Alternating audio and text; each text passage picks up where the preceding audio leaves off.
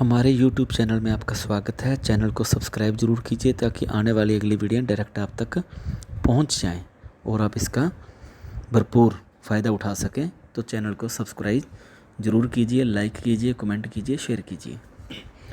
बच्चों, आज हम कर रहे हैं होम साइंस से 11वां पाठ है रुग्ण अवस्था में आहार परिवर्तन। रुग्ण अवस्था यानी कि जब रोगी होता है, इंसान बीमार हो जाता है, तो उसके लिए आहार कैसा होना चाहिए, क्योंकि और उसके लिए ज़रूरी होता है जानना कि उसका रोग कैसा है। जिस प्रकार का उसका रोग होगा उसी के अनुसार ही उसको भोजन भी दिया जाता है। रोगी व्यक्ति के लिए आहारोजन करते समय जब सामान्य आहार में विशेष रोग के अनुसार विशेष परिवर्तन लाया जाता है तो उसे हम आहार चिकित्सा कहते हैं।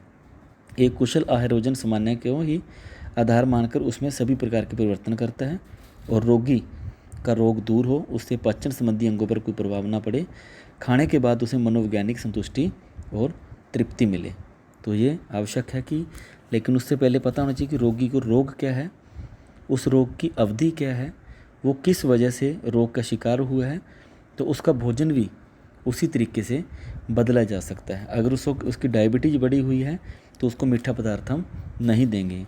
कोई हार्ट संबंधी, दिल संबंधी रोग है उसको, तो डॉक्टर द्वारा सुझाए गए जो भी नियम हैं हम उनका पालन करेंगे और आहार परिवर्तन भी उसका उसी के अनुसार ही होगा। अगर वो तनाव में है तो उसके सामने ऐसी कोई बात नहीं करेंगे, ऐसा कोई माहौल नहीं पैदा करेंगे कि वो और ज़्यादा डिप्रेशन में चला जाए। तो ये ज़रूरी है कि उसका आहारोजन कैसा है। और आहारोजन के लिए हम उसके लिए बता रहे हैं आपको कि रुग्ण अवस्था में आहार परिवर्तन के उद्देश्य हैं कि रोगी को शारीरिक आवश्यकताओं को पौष्टिक तत्व प्रदान करना, शरीर में रोग प्रतिरोधक क्षमता को बढ़ाना, शरीर के अंगों को विशेष विश्राम देना, जैसे अतिसार की स्थिति में रेशेदार आहार न देकर तरल पदार्थ देना, आवश्यकता अनुसार शरीर का भार कम ज़्यादा करना, तरलता में परिवर्तन लाना। दो तरह के तरल होते हैं, अर्ध तरल और मुलायम, और तरल और अर्ध तरल, दो तरह के तरल पदार्थ हैं। जो पोषक न्यूनताएं उत्पन्न होती हैं उनको दूर करना। तो आहार चिकित्सा के कुछ संबंध है कि रोग का प्रकार क्या है, रोगी को रोग क्या है, उसके अनुसार ही उसके भोजन में भी परिवर्तन करना चाहिए। अगर उसको डायबिटीज़ है तो मीठा नहीं देना चाहिए, उसका बीपी कम ज़्यादा हो रहा है तो उसी के अनुसार ही उसको सुझाया गया जो भोजन और दवाई वो देनी चाहिए। उसकी रोग की अवधि क्या है, अल्पकालिक है या दीर्घकालिक है, तो इस प्रकार उसकी तालिका बनाई जा सकती है और समय समय पर उसमें परिवर्तन किए जा सकते हैं। रोग अनुसार भोजन पदार्थों का चुनाव करना, रोगी का रोग कैसा है उसके अनुसार भोजन की पदार्थता को घटाया और बढ़ाया जा सकता है। रोगी का भोजन संबंधी इतिहास, भोजन की उपलब्धता, उसके बनाने का तरीका, उसके पसंद नापसंद, उसके खाने का समय क्या है, इन सब बातों का ध्यान रखना चाहिए। रोगी के मनोवैज्ञानिक तत्व है कि अर्थात उसके संवेगात्मक, आर्थिक, सामाजिक स्तर को ध्यान में रखना चाहिए। और रोगी के भोजन की व्यवस्था इस प्रकार होनी चाहिए कि रोगी को इस बात का आभास न हो कि वो अन्य व्यक्तियों से भिन्न है। आहार में परिवर्तनता लाना बहुत ज़रूरी है, उसमें आकर्षण होना चाहिए ताकि रोगी उसको खुश होकर खा सके। और एक ही भोजन उसको रोज़ रोज़ नहीं देना चाहिए, बल्कि भोजन के अंदर विभिन्नता लानी चाहिए, लेकिन उसका भोजन ज़्यादा तला हुआ नहीं होना चाहिए, ऐसा हो जिसे वो प्रसन्न होकर खाए। चिकित्सीय भोजन के आयोजन करते समय ध्यान रखना चाहिए कि भोजन की तरलता, कि वो तरल पदार्थ उसको देना चाहिए। अगर रोगी ठोस पदार्थ नहीं खा सकता, मिर्च मसाले वाले पदार्थ उसको नहीं देने चाहिए।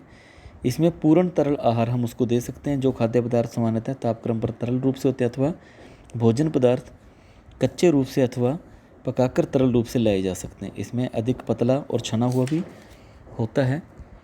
इसमें यदि मुंह में कुछ छाले हैं, जीभ में सुजावट है, मुंह या गले का कोई कैंसर है, तो उसमें 2-3 घंटे बाद रोगी को थोड़ा थोड़ा करके भोजन देते जाना चाहिए। यदि रोगी की स्थिति ऐसी हो कि तरल आहार मुंह से नहीं ले पा रहा, तो आहार रबड़ की नली की फंडिंगाकार से जोड़कर आमाशय तक पहुंचाया जा सकता है। खाद्य पदार्थ, इसमें हम दे सकते हैं फलों का रस, ग्लूकोज का पानी, नींबू पानी, मांस या हड्डियों का सूप छानकर, फटे दूध का पानी, उबली सब्जियों का पानी दिया जा सकता है। अर्ध तरल पदार्थ में यह आहार रोगी को तब दिया जाता है जब वह ठोस आहार को निगलने और दांतों से चबाने में असमर्थ हो। दस्त, उल्टी, परिशोध से पीड़ित व्यक्तियों को दिया जा सकता है। इसमें घुट्टी, पतली दाल, अनाज के पाउडर से बना दलिया, पतला कस्टर्ड, दूध, आइसक्रीम, घुट्टी, छनी हुई सब्जियां, पतली खीर, पतली घुट्टी खिचड़ी भी दी जा सकती है। और इसके बाद है नर्म और कोमल आहार।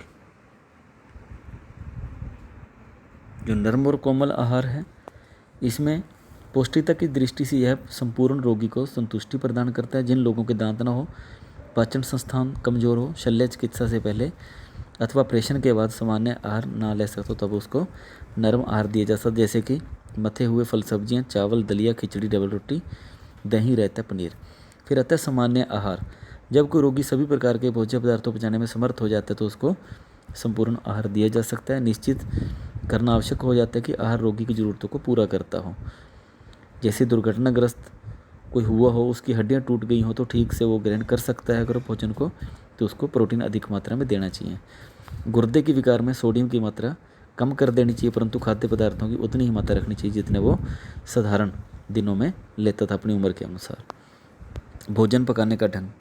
रोगी व्यक्ति के लिए भोजन अच्छी विधि से पकाना चाहिए, कच्चा नहीं छोड़ना चाहिए। भूल कर भी रोगी को ठंडा या बासी भोजन नहीं देना चाहिए। मिर्च मसाले वाला भोजन उसको नहीं देना चाहिए, क्योंकि वो उसको नुकसान पहुंचाता है। पोषण, उसके लिए ज़रूरी है कि उसको अच्छे पोषण दिए जाएं। प्रोटीन, खनिज, विटामिन युक्त भोजन होना चाहिए। विटामिन रोगी को सुरक्षा प्रदान करता है। मधुमेह रोगी के आहार में कार्बोज, शर्करा की मात्रा की कमी करनी चाहिए। कब्ज की स्थिति में फोक की मात्रा बढ़ा देनी चाहिए। अतिसार में फोक की मात्रा कम कर देनी चाहिए। जलने की स्थिति में प्रोटीन, विटामिन और खनिज लवणों की अधिक मात्रा आवश्यकता होती है उसको। रक्तता में लोहे की कमी से होने वाली बेरी रोग से विटामिन बी और क्वाशियोरकर रोग में प्रोटीन की मात्रा अधिक कर दी जाती है। भोज्य पदार्थ कैसे होने चाहिए? मलाई युक्त दूध के स्थान पर मलाई रहित दूध का प्रयोग करना चाहिए। अनाजों और दालों की मात्रा कम कर देनी चाहिए। घी और तेल का कम मात्रा में प्रयोग करना चाहिए। सब्जी और फलों की मात्रा बढ़ा देनी चाहिए। आजकल हर रोग अलग अलग आहार प्रस्तावित किए गए हैं। इन आहारों से कुछ भोजन पदार्थों का सामान्य आहार से निकाला जाता है और कुछ को जोड़ा जाता है। जैसे क्वाशियोरकर में अधिक मात्रा में दूध, अंडा, मछली सम्मिलित कर दिया जाता है। भोज्य पदार्थों में परिवर्तन के साथ साथ रोगी की रुचि और अरुचि का भी ध्यान रखा जा सकता है, ताकि वो भोजन को अच्छे तरीके से खुश होकर खा सके। अतः हम कह सकते हैं कि आहार चिकित्सा करने से सामान्य भोजन को ही आधार मानकर रोगी के भोज्य पदार्थों में परिवर्तन लाया जा सकता है। आहार की संख्या रोगी की दशा के अनुसार, उसके समय के अनुसार उसमें अंतर रखना चाहिए। अगर रोगी निर्धारित समय पर अधिक मात्रा में भोजन नहीं खा सकता, 1.5-2 घंटे के अंतराल उसको दिन में 6 से 8 बार भोजन देना चाहिए और रोगी की अच्छे से देखभाल करनी चाहिए और उसको हमेशा प्रेरणा देते रहना चाहिए। उसको कभी भी नेगेटिव नहीं करना चाहिए, उसके अंदर जोश भरना चाहिए कि कोई नहीं, आप जल्दी ही ठीक हो जाओगे। उसके समय हमेशा सकारात्मक बातें करनी चाहिए, कभी भी नकारात्मक बातें नहीं करनी चाहिए। धन्यवाद। आपका दिन शुभ हो।